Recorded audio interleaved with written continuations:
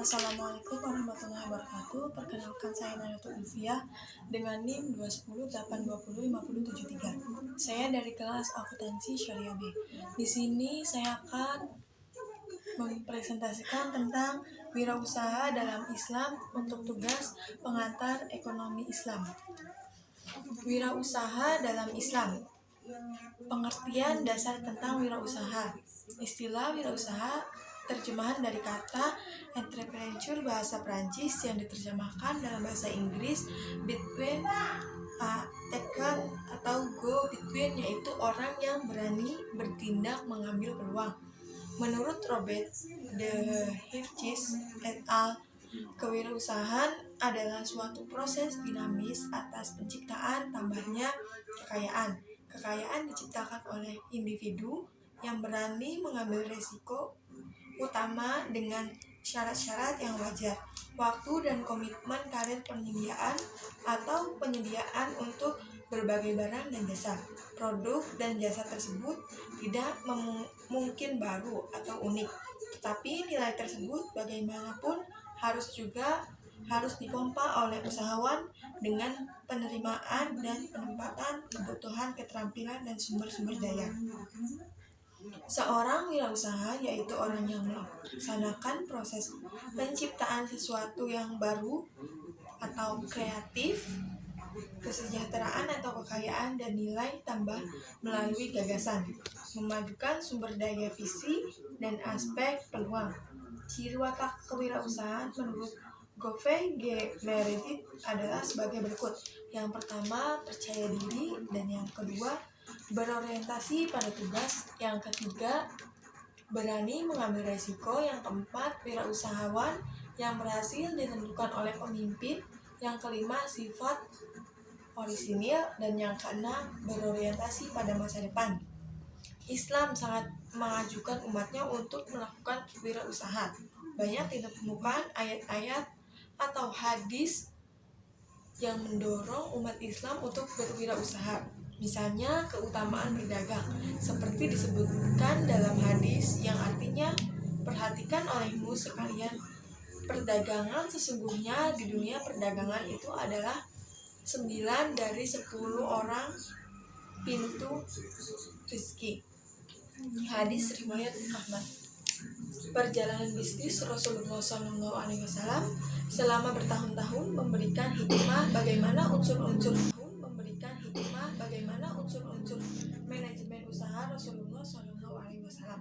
Bahkan dalam aktivitas pengembalaan kambing yang dilakukan oleh Rasulullah SAW terdapat nilai-nilai luhur yang terkandung yaitu ada pendidikan rohani, latihan merasakan kasih sayang kepada kaum lemah, serta kemampuan mengendalikan pekerjaan berat dan besar. Manfaat wirausaha. Thomas E. Zimmerer et al. 2005 merumuskan manfaat kewirausahaan adalah sebagai berikut. Yang pertama, memberi peluang dan kebebasan untuk mengendalikan nasib. Yang kedua, memberi peluang melakukan perubahan. Yang ketiga, memberi peluang untuk mencapai potensi dan sepenuhnya. Yang keempat, memiliki peluang untuk meraih keuntungan. Yang kelima, memiliki peluang untuk berperan aktif untuk masyarakat dan mendapatkan pengakuan atas usahanya. Yang keenam, memiliki peluang untuk melakukan sesuatu yang disukai dan menumbuhkan rasa senang dalam mengerjakan. Fungsi wirausaha. Fungsi pokok wirausaha itu di sini saya jelaskan itu ada 5. Yang pertama, membuat keputusan-keputusan penting dan mengambil resiko tentang tujuan dan sasaran perusahaan. Yang kedua, memutuskan tujuan dan sasaran perusahaan. Yang ketiga, menetapkan bidang usaha dan pasar yang akan dilayani. Yang keempat, menghitung skala usaha yang diinginkan. Yang kelima, menciptakan atau mencari cara baru. Prinsip yang paling penting adalah berani atau keluar dari rasa takut akan gagal. Makna berani di sini adalah tindakan di mana kita harus bisa mengambil sikap atas peluang-peluang yang muncul dalam hidup ini, terutama peluang untuk mendirikan usaha. Prinsip-prinsip akhlak pengusaha muslim. Berakhlak baik adalah sifat yang utama manusia yang sangat ditentukan oleh Islam. Setiap entrepreneur muslim hendaknya berkomitmen dengan akhlak dan adab Islam. Di sini serangkaian prinsip dasar akhlak itu, yang pertama di antara refleksi makna kejujuran adalah seorang pedagang berkomitmen dengan memberi penjelasan yang transparan kepada konsumen dalam proses jual beli tentang barang-barang hingga menjadi konsumen merasa yakin untuk membelinya.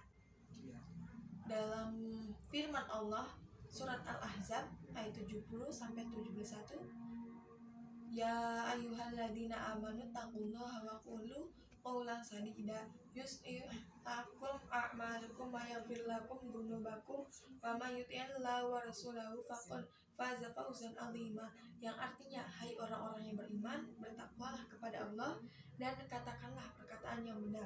Niscaya Allah memperbaiki bagimu amalan-amalanmu dan mengampuni bagimu dosa-dosamu. Yang kedua itu amanah. Di antara makna amanah adalah ketika orang yang entrepreneur bisa dipercaya dalam takaran dan timbangannya.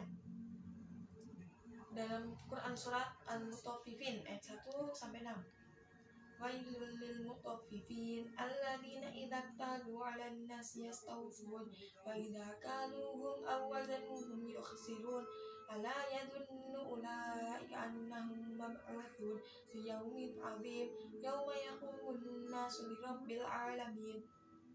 Yang ketiga adalah toleran. Makna toleran adalah ketika seorang entrepreneur dalam posisi sebagai pembeli mau menerima permintaan maaf seorang penjual yang lemah atau fakir ketika dia merasa telah menipunya. Surat Al-Baqarah ayat 28, kaifa takfuruna billahi wa kuntum amwatan fa ahyaakum tsumma yumitukum tsumma yuhyikum tsumma ilaihi turja'un. Sekian penjelasan dari saya. Mohon maaf jika ada kesalahan. Billahi taufik wal hidayah. Wassalamualaikum warahmatullahi wabarakatuh.